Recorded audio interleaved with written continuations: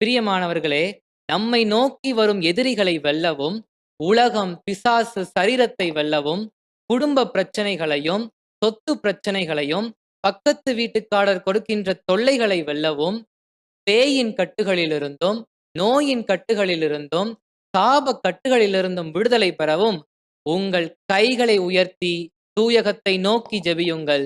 அப்பொழுது உங்களுக்கு பூரண சுகமும், விடுதலையும் உண்டாகும். Praise the Lord. Praise the Lord.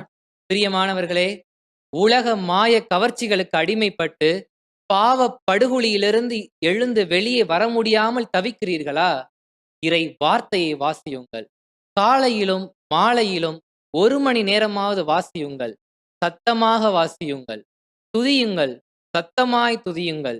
நீங்கள் சத்தமாய் துதிக்கும்போது, உங்களை நெருங்க முடியாமல் சாத்தான் ஓட்டம் பிடிப்பான் என்பதை திட்டமும் தெளிவுமாக